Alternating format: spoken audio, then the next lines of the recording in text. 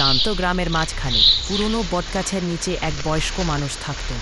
সবাই তাঁকে আদর করে বাবা বলতে।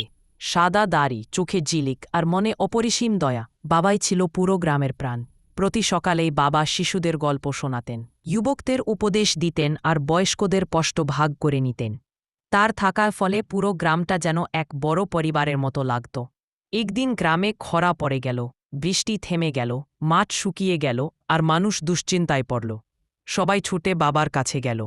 বাবা, আমাদের গ্রাম কি বাঁচবে? পুরো গ্রাম শুকিয়ে গেছে, এক ফোঁটা জল নেই। ভয় পেও না। যখন মন থেকে মানুষ এক হয়ে যায় তখন খরাও একদিন সবুজ হয়ে ওঠে। বাবা, আমরা কি বৃষ্টি ডাকতে পারি? বৃষ্টি ডাকা আমাদের হাতে নেই, কিন্তু পরিশ্রম করা আমাদের হাতেই আছে। বাবা, আমরা কি করব? অনুগ্রহ করে পথ দেখান। সব কাজ ভাগ করে নাও। কেউ কুয়া পরিষ্কার করো, কেউ নালা খুলো, কেউ জঙ্গল থেকে বাঁশ আনো। সবাই মিলে চললে পথ নিজেই বের হয়ে আসবে। পরের দিনেই গ্রামবাসীরা একসাথে কাজ শুরু করল। কুয়োর পরিষ্কার, খাল খনন, জঙ্গল থেকে পানির জন্য বাঁশের পাইপ বসানো এবং ক্ষেত পর্যন্ত পানি পৌঁছে দেওয়ার নতুন উপায় বের করা। বাবাও তার দুর্বল শরীরের মধ্যে দিয়ে ঘণ্টা ঘণ্টা সবাইয়ের সঙ্গে কাজ করতে লাগলেন। তার দৃঢ়তার কারণে গ্রাম আবার একত্রিত হয়ে গেল।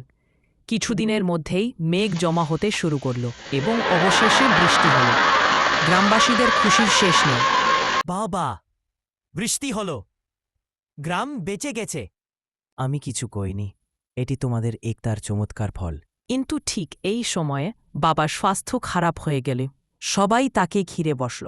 বাবা হাসলেন, যেন তিনি জানতেন তার কাজ শেষ হয়ে গেছে।